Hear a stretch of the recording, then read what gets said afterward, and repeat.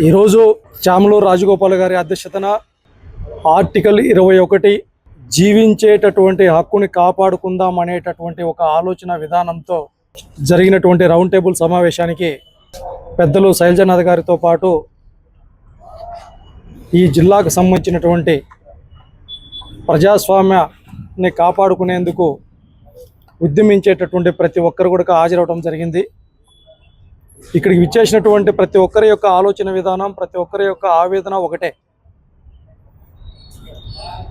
70 సంవత్సరాల స్వతంత్ర భారతదేశంలో ఇవాళ ఈ ఆంధ్రప్రదేశ్ రాష్ట్రంలో మమ్మల్ని బతికించండయ్యా ప్రభు అని వేడుకునేటటువంటి రోజుల్లో మనం వెళ్తున్నామంటే మరి ఈ రాష్ట్రంలో ఉన్నటువంటి పరిస్థితులు ఎంత దిగజారిపోతూ ఉన్నాయో ఒకసారి ఆలోచించాలి. ఇది కేవలం ఒక వ్యక్తికి జరిగినటువంటి అన్యాయం కోసమో, ఒక ఘటన కోసమో, లేకపోతే ఒక సర్కిల్ ఇన్స్పెక్టర్ చేసినటువంటి వ్యవహారం పైన కాదు. ఇవాళ ప్రజల ఓట్లతో భారత రాజ్యాంగం ద్వారా అధికారంలోకి వచ్చినటువంటి వ్యక్తులు పరిపాలించేటటువంటి పరిపాలన పైన,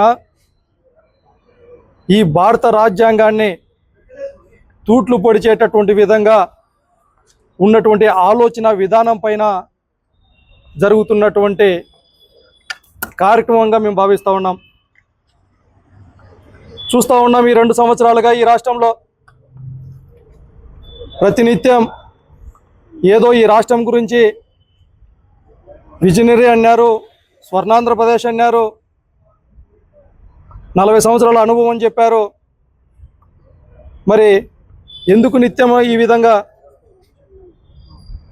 సాధారణమైనటువంటి వ్యక్తులు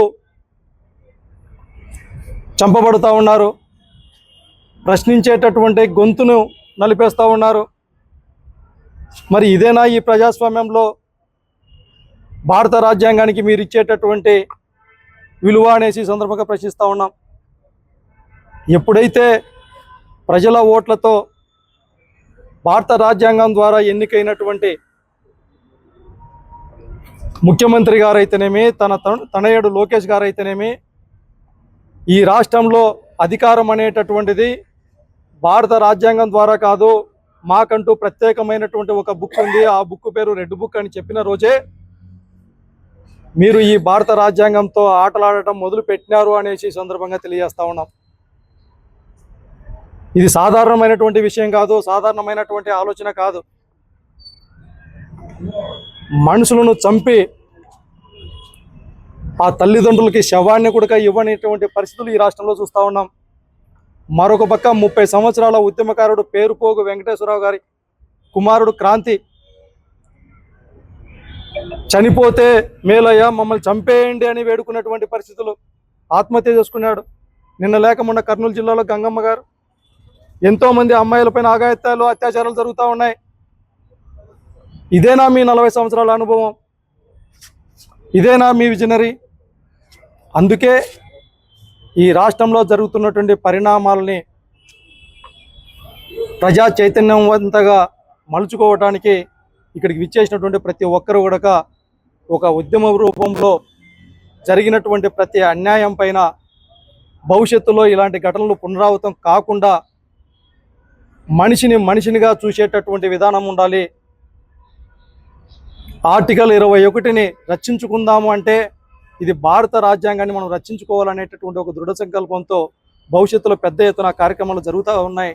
ఆ జరిగేటటువంటి కార్యక్రమాలకి ప్రజలను కూడా చైతన్యవంతం చేసి భవిష్యత్తులో ఈ రాష్ట్రంలో జరుగుతున్న పరిణామాలపైన కేంద్ర ప్రభుత్వంతో పాటు అదేవిధంగా రాష్ట్రపతి గారు కూడా స్పందించి ఈ రాష్ట్రంలో రాష్ట్రపతి గారి పరిపాలన గడక వచ్చేటట్టు గడక మా అందరి యొక్క భాగస్వామ్యంతో పెద్ద ఎత్తున ఉద్యమాన్ని శ్రీకారం చుట్టుతామని సందర్భంగా తెలియజేస్తూ ఇక్కడికి విచ్చేసినటువంటి ప్రతి ఒక్కరికి కూడా ధన్యవాదాలు తెలియజేస్తాం.